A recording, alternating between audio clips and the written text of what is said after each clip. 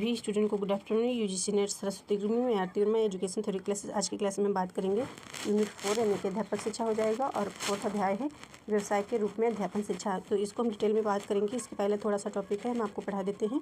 तो यहाँ पर आप देखिएगा ये टॉपिक, तो 4th यूनिट अध्यापक शिक्षा, ये 3rd अध्याय है, ठीक है। तो इसमें थोड़ा शेष है, नहीं ये हमने आपको पढ़ा ही दिया है, जो टॉपिक शेष रह गए हैं, ठीक है। तो सेवाकालीन अध्यापक शिक्षा, ठीक है। तो ये आपका जो है 3rd अध्याय है।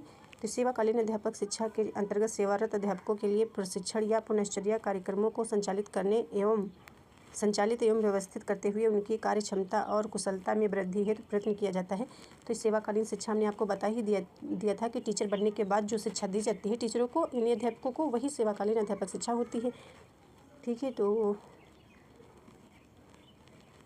ये आपको समझ में आ गया। हमने इसको पढ़ करके आपको बताया। सेवारत अध्यापकों के लिए प्रशिक्षण पुनश्चर्या कार्यक्रमों को संचालित एवं व्यवस्थित करते हुए उनके कार्य क्षमता कुशलता में वृद्धि हेतु प्रयत्न किया जाता है। वर्ष 1986 की राष्ट्रीय शिक्षा, ठीक है, राष्ट्रीय शिक्षा नीति में अध्यापक शिक्षा को भी शिक्षा के समान एक जीवनव्यापी प्रक्रिया के रूप में स्वीकृत किया गया। तो ये सेवाकालीन शिक्षा ये हमने आपको पढ़ा दिया। इसमें से जो डिटेल है अभी हम बता रहे हैं, इसमें पढ़ाएंगे। जिला, राज्य और राष्ट्रीय स्तर पर सेवाकालीन शिक्षा एजेंसियाँ, यही टॉपिक है जो हमको पढ़ाना है आपको, ठीक है। तो यहाँ पे देखिएगा, जिला, राज्य, राष्ट्रीय स्तर पर सेवाकालीन शिक्षा एजेंसियाँ या संस्थान। तो भारत में विभिन्न एजेंसियाँ एवं संस्थान हैं जो सेवाकालीन अध्यापक शिक्षा के क्षेत्र में अपना योगदान देते हैं। तो कहने का मतलब क्या हो जाएगा, सबसे पहले आपको जानना है सेवाकालीन शिक्षा क्या होता है, ठीक है। अध्यापक शिक्षा जो टीचर बनने के बाद शिक्षा दी जाती है, वही जो है शिक्षा जो है सेवाकालीन शिक्षा होती है। तो जो संस्थाएं होती हैं उनके बारे में बात करा गया है, ठीक है। यानी सेवाकालीन जो संस्था होती है, यानी टीचरों को कहाँ से शिक्षा दी जाती है, ठीक है। कोई स्थान भी तो होगा, तो ये संस्थान या एजेंसियाँ कह सकते हो। तो ये संस्थाएं विभिन्न प्रकार के प्रशिक्षण कार्यक्रमों, विभिन्न नीतियों, पाठशालाओं आदि के द्वारा सेवाकालीन शिक्षा से संबंधित वर्तमान आवश्यकताओं की पूर्ति करते हैं। इनमें से कुछ महत्वपूर्ण शिक्षा संस्थाएं निम्नलिखित हैं। तो जिला स्तर पर एजेंसी आप देख सकते हैं, DIET हो जाएगा, ठीक है, इसका फुल फॉर्म भी याद करना है। SSA हो जाएगा, ठीक है।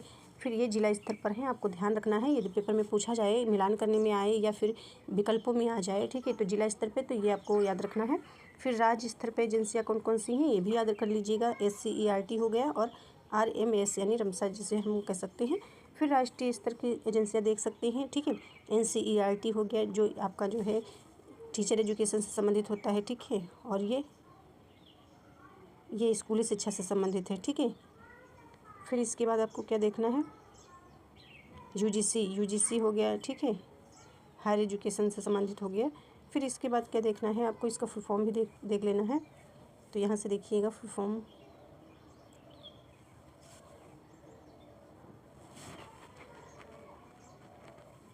ठीक है, यानी कि देख सकते हैं जिला स्तर पर, ठीक है। तो DIET इसका फुल फॉर्म क्या है तो आप पढ़ लीजिएगा, district institute of education and training हो गया, ठीक है। और SS सर्व शिक्षा अभियान हो गया। फिर आपको जो है राज्य स्तर पे आपको देख लेना है, स्टेट लेवल, ठीक है। SCERT तो state council for education research, ये रिसर्च ट्रेनिंग से संबंधित है, ठीक है, स्कूल से मतलब टीचर से संबंधित नहीं है। RMS, ठीक है, फुल फॉर्म याद कर लीजिएगा, राष्ट्रीय माध्यमिक शिक्षा अभियान हो गया। और इसके बाद राष्ट्रीय स्तर पर आप देख लीजिएगा तो NCERT हो गया, तो national council for educational research and training, full form आपको याद कर लेने हैं।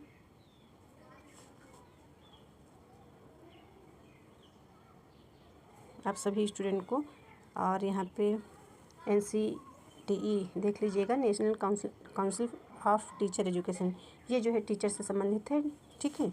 ये जो हमने स्कूल से बता दिया था, सॉरी। तो ये आपका क्या हो जाएगा, यानी कि टीचर अध्यापक शिक्षा से संबंधित है, आपको ध्यान रखना है।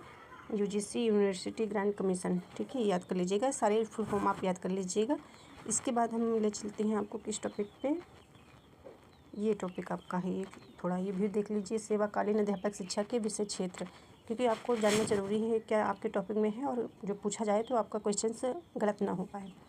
तो इसमें क्या ध्यान रखना है, सेवाकालीन अध्यापकों को बदलते परिवेश के अंतर्गत विभिन्न शिक्षण अध्ययन कार्यक्रमों आदि को अपनाना पड़ता है।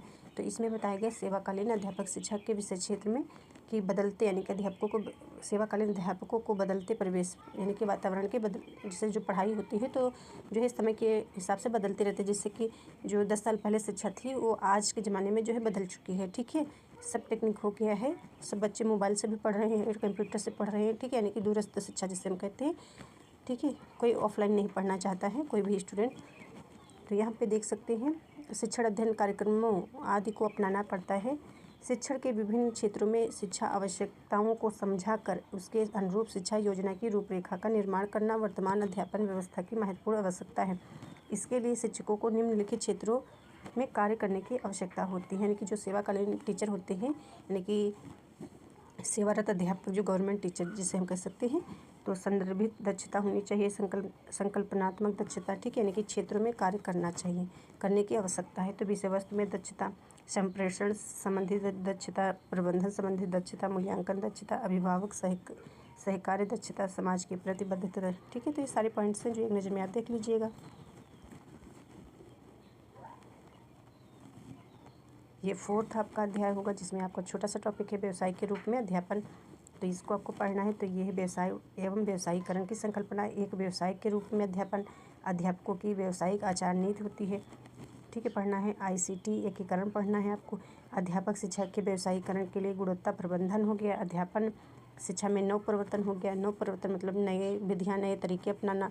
ठीक है, अध्यापन शिक्षा में ये सारे टॉपिक्स हैं आपके।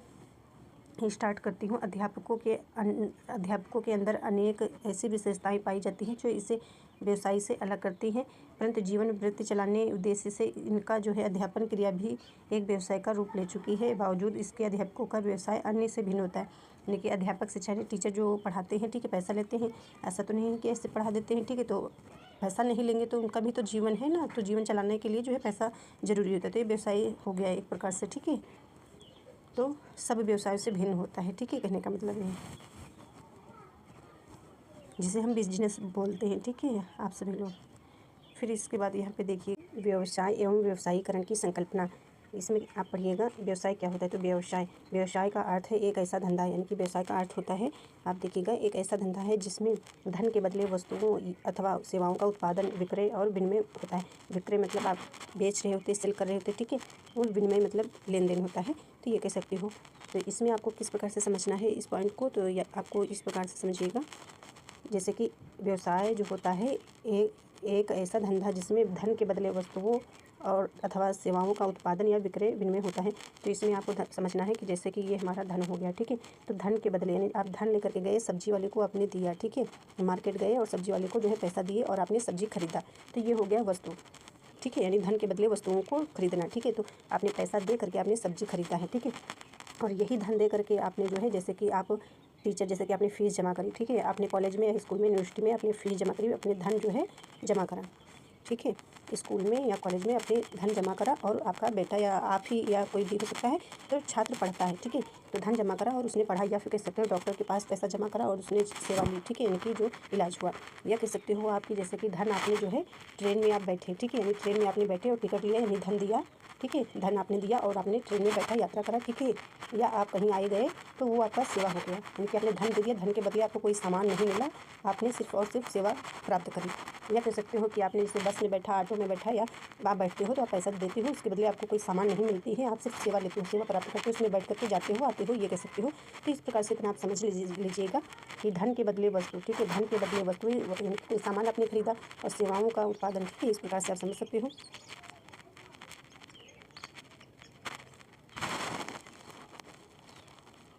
और इसके बाद आपको क्या समझना है, यह नियमित रूप। ठीक है, तो यह नियमित रूप से किया जाता है तथा इसे लाभ कमाने के उद्देश्य से किया जाता है। खनन, उत्पादन, व्यापार, परिवहन, भंडारण, बैंकिंग तथा बीमा आदि व्यवसायिक क्रियाओं के उदाहरण हैं। तो आप क्या समझ सकते हो, ये व्यवसाय जो हो गया। ठीक है, तो खनन, उत्पादन, व्यापार, परिवहन, भंडारण, बैंकिंग तथा बीमा आदि व्यवसायिक क्रियाओं के उदाहरण हैं। शिक्षण, लेखन आदि। व्यवसाय किसी विचार से शुरू होता है, यानी कि व्यवसाय जो होता है किसी विचार से शुरू होता है और इसे कानूनी तौर पर संचालित किया जाता है। व्यवसाय कोई भी हो जो है कानूनी तौर पे होता है। ठीक है, संचालित किया जाता है। व्यवसाय लाभ कमाने के लिए वस्तुओं या सेवाओं का उत्पादन, यानी कि व्यवसाय लाभ कमाने के लिए वस्तुओं और सेवाओं का उत्पादन, खरीद और बिक्री करने के काम का है। व्यवसाय किसी खास क्षेत्र में व्यक्तिगत कौशल ज्ञान और दक्षता का इस्तेमाल करके किया जाता है। व्यवसाय आप ऐसे तो नहीं कर सकते जब तक कि आपको मतलब जिस क्षेत्र में आपको व्यवसाय करना है उसका नॉलेज नहीं है। फिर आपको देखना है व्यवसायीकरण क्या होता है। तो व्यवसायीकरण का क्या मतलब हो जाता है, जो आपकी सेवाएं या जो है वस्तुओं का जो क्रय विक्रय होता है तो उसी को जो बाज़ार में मार्केट में लाने का काम होता है। तो नए उत्पादों या सेवाओं, ठीक है, नए उत्पाद यानी कोई जैसे नए उत्पाद यानी कि कोई भी आपको कार्य कर रहे हैं तो उसमें उत्पाद से खेत में जो है किसान लोग जो धान मतलब बोया जाता है, गेहूँ बोया जाता है, धान बोया जाता है, तो उसका उत्पादन होता है। ये समझ सकते हो। सेवाओं को बाजार में लाने से संबंधित है। उदाहरण चिकित्सा हो गया, इंजीनियरिंग हो गई और शिक्षा जैसे क्षेत्र व्यवसायिकता के उदाहरण है। ये आप समझ सकते हो। चिकित्सा, ठीक है, इंजीनियर और शिक्षा जैसे क्षेत्र व्यवसायिकता के उदाहरण है। और आप इसमें डिटेल में पढ़ लीजिएगा। फिर इसके बाद आपको क्या देखना है,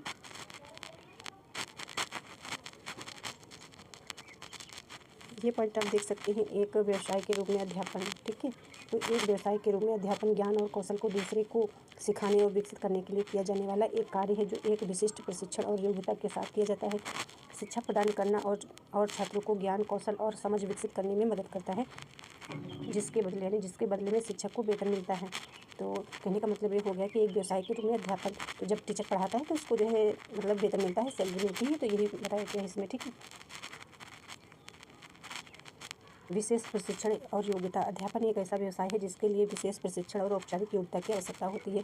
ज्ञान और कौशल का हस्तांतरण और पेशेवर नैतिकता है। तो ये सारे पॉइंट्स हैं जो आपको ध्यान रखना है। सतत विकास है, मान सम्मान और सामाजिक प्रतिष्ठा है।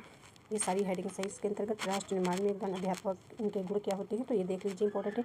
अध्यापन व्यवसाय में सफल होने के लिए अध्यापक में कुछ गुण होने चाहिए, जैसे कि नम्रता का गुण होना चाहिए टीचर में, ठीक है, और कर्तव्यनिष्ठ होना चाहिए। बच्चों को समझाने की कला होनी चाहिए। विषय दक्षता होनी चाहिए, जैसे कि हम एजुकेशन पढ़ा रहे हैं तो हमको आना चाहिए, ठीक है, एजुकेशन सब्जेक्ट में हमको मास्टरी हासिल होनी चाहिए, यानी कि हमको पूरा आना चाहिए, ठीक है। ईमानदारी और उत्साह हो गया। तो ये सारी चीज़ें इसमें हो गई। शिक्षक एक चिंतनशील व्यवसायी, शिक्षक को अपने कार्यों पर चिंतन करने की क्षमता होनी चाहिए ताकि निरंतर सीखने की प्रक्रिया में संलग्न रहा जा सके। इसके बाद ये पॉइंट्स मत पढ़िए। ICT एकीकरण, ये आपने उसमें पढ़ा होगा फर्स्ट पेपर में। आप स्टूडेंट, यदि आपका सिलेबस कंप्लीट हो गया होगा तो आपने पढ़ा होगा। ICT का आपको फुल फॉर्म याद कर लीजिए, याद करना है, ठीक है, याद होना चाहिए। तो सूचना और संचार प्रौद्योगिकी यानी कि इंफॉर्मेशन, आई से आपको याद करना है। इंफॉर्मेशन मतलब सूचना, सी से कम्युनिकेशन संचार, ठीक है, और टेक्नोलॉजी यानी प्रौद्योगिकी या तकनीकी कह सकते हो। यह शिक्षण, सीखने, शोध और प्रशासन को बेहतर बनाने में मदद करता है। तो ये जो ICT होता है, ठीक है, यह शिक्षण, सीखने, शोध और प्रशासन को बेहतर बनाने में मदद करता है किसी को। ICT एकीकरण का मतलब है शिक्षण और सीखने की प्रक्रिया में सूचना और संचार प्रौद्योगिकी के उपकरणों और संसाधनों का उपयोग करना, जिससे शिक्षण और सीखने की गुणवत्ता में सुधार होता है, ठीक है। ICT का अर्थ है सूचना और संचार प्रौद्योगिकी, जिससे कंप्यूटर, इंटरनेट, सॉफ्टवेयर और अन्य डिजिटल उपकरण शामिल होते हैं। तो ICT का अर्थ आप समझ सकते हो। इसका सूचना और संचार प्रौद्योगिकी होता है जिससे कंप्यूटर, इंटरनेट, सॉफ्टवेयर, अन्य डिजिटल उपकरण शामिल होते हैं। आपको ध्यान रखना है ये, ठीक है।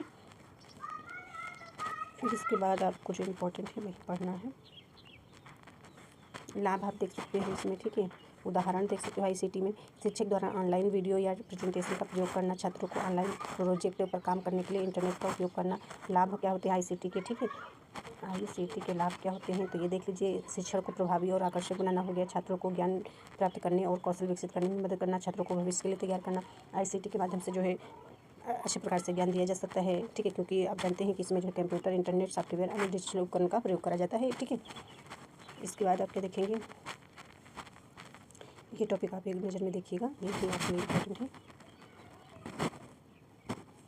अध्यापक और स्कूली शिक्षा में नवाचारों और विभाग के कार्य क्या होते हैं तो ये भी देख लीजिए। स्कूलों में शिक्षा के स्तर को बेहतर बनाने और अध्यापकों को अधिक प्रभावी बनाने के लिए शिक्षा विभाग नवाचारों को लागू करता है। नवाचार नए ज्ञान मतलब न्यू चीज़, ठीक है, नए तरीके अपनाना, जैसे कि शिक्षण विधियाँ, तकनीकी और पाठ्यक्रम ताकि छात्रों को शिक्षा में सुधार किया जा सके। नवाचार के लाभ और प्रकार, नई शिक्षण विधियाँ, तकनीकी का उपयोग, पाठ्यक्रम में बदलाव, समूह चर्चा और वाद विवाद। शिक्षा विभाग कार्य, शिक्षकों का प्रशिक्षण, शिक्षकों को नई शिक्षण विधियों और तकनीकों के बारे में प्रशिक्षित करना। इसके बाद आपको देखना है अध्यापक शिक्षा में नवप्रवर्तन क्या होता है, ठीक है, आपको ध्यान देना है। तो अध्यापक शिक्षा में नवप्रवर्तन का अर्थ है शिक्षण प्रशिक्षण के तरीकों में नई तकनीकों, विधियों और सोच को शामिल करना। तो नवप्रवर्तन क्या हो जाता है? नवप्रवर्तन तो नई तकनीकों, नया ज्ञान, नई तकनीकों, विधियों और सोच को शामिल करना, नई सोच को, जिससे शिक्षकों और छात्रों दोनों के लिए सीखने का अनुभव बेहतर हो सके, दोनों के लिए, यानी कि टीचर और अध्यापक दोनों के लिए जो है सीखने का अनुभव बेहतर हो सके। नवप्रवर्तन दिशा में किए गए प्रयास क्या होते हैं? ये नवप्रवर्तन यहाँ से देख सकते हैं क्या है। तो नवप्रवर्तन का अर्थ है, प्रवर्तन का अर्थ है किसी उत्पाद, प्रक्रिया या सेवा में कुछ नया और उपयोगी तरीका अपनाना, जैसे कि यहाँ ऊपर हमने पढ़ाया, जैसे कि नई विधि, ठीक है, नई विधि, नई तकनीकी कह सकते हो, नई तकनीकी, नई पद्धति, नई सेवा या नया उत्पाद। उदाहरण नवप्रवर्तन टेक्नोलॉजी की, ठीक है, यानी कि नवप्रवर्तन का मतलब होता है नई नई चीज़ों का प्रयोग करना, ठीक है। शिक्षण विधियों में टेक्नोलॉजी, मोबाइल फ़ोन, इंटरनेट हो गया, मेडिकल, नई दवाएं, चिकित्सा उपकरण हो गया, मेडिकल शिक्षा हो गया, ठीक है, ऑनलाइन शिक्षा, व्यक्तिगत शिक्षा, तो नवप्रवर्तन हो गया, यानी कि अध्यापक शिक्षा में नवप्रवर्तन, यानी नई नई चीज़ों, विधियों का प्रयोग करना और न्यू चीज़ों को खोज करना। नवप्रवर्तन की दिशा में किए गए प्रयास का आशय नई चीज़ों, प्रक्रियाओं या तकनीकों को विकसित करना है। शिक्षण विधियाँ या पाठ्यक्रम विकसित करना और लागू करना जो पहले से मौजूद नहीं थी, या जिन्हें बेहतर तरीके से लागू किया जा सकता है, जिससे समाज, अर्थव्यवस्था या किसी संगठन में सुधार हो सके। तो ये सभी पॉइंट्स जो है आप नोट कर लीजिएगा, जिससे कि कोई शिक्षण विधि है उसमें नया परिवर्तन करना हो या न्यू चीज़ की खोज करना हो, तो ये नवप्रवर्तन हो जाएगा। तो इसको आप अच्छे से पढ़िएगा, समझ में आ जाएगा। एक पॉइंट और इसको देख लीजिए, ये भी इम्पोर्टेंट है। शैक्षिक पर्यटन कार्यक्रम क्या होता है? तो ये पढ़े, इसमें पढ़ करके ही बताएं इसमें। तो पर्यटन आप समझ रहे हैं, ठीक है, कार्यक्रम मतलब समझ रहे हैं, पर्यटन मतलब यात्रा, ठीक है। तो एक ऐसा कार्यक्रम है, यानी कि शैक्षिक पर्यटन एक ऐसा कार्यक्रम है जो यात्रा और शिक्षा को जोड़कर, यानी कि यात्रा और शिक्षा को जोड़कर छात्रों को नई जगहों पर जाकर ज्ञान और अनुभव प्राप्त करने का अवसर प्रदान करता है, जैसे कि ऐतिहासिक स्थलों, सांस्कृतिक स्थलों या प्राकृतिक वातावरण का दौरा। तो इसमें कहने का मतलब हो जाएगा कि जैसे शैक्षिक पाठ्यक्रम, पर्यटन कार्यक्रम क्या होता है? तो इसमें होता है छात्र और यानी कि यात्रा और शिक्षा को जोड़कर, जो शिक्षा और यात्रा को जोड़ करके छात्रों को नई जगहों पर जाकर नया ज्ञान अनुभव प्रदान करता है, यानी कि जैसे कि छात्र है, ठीक है, तो छात्र को कहीं किसी जगह पे ले जाया जाए, जैसे कि ऐतिहासिक स्थलों पे ले जाया जाए या सांस्कृतिक स्थलों पे या वातावरण, प्राकृतिक वातावरण, तो वहाँ पे वो ज्ञान अनुभव करे और नई नई चीज़ों को खोज करे और प्राप्त करे, नया अनुभव, ठीक है। तो शैक्षिक पर्यटन का मतलब है कि ज्ञान प्राप्त करने या सीखने के उद्देश्य से किसी स्थान की यात्रा। मेन पॉइंट्स आप यहाँ से देख लीजिएगा। यही का मतलब क्या है कि ज्ञान प्राप्त करने के लिए, या कह सकते हो सीखने के उद्देश्य से किसी स्थान की यात्रा, यानी किसी स्थान की यात्रा होता है शैक्षिक पर्यटन कार्यक्रम, ठीक है। प्रकार, उद्देश्य, ये देख सकते हो, विभिन्न अनुभव शामिल हो सकते हैं, जैसे कि विदेश से अध्ययन कार्यक्रम, छात्र अनुभव का आदान प्रदान और ऐतिहासिक स्थलों, स्कूल यात्राएं, कुछ भी हो सकता है, ये आप देख सकते हो।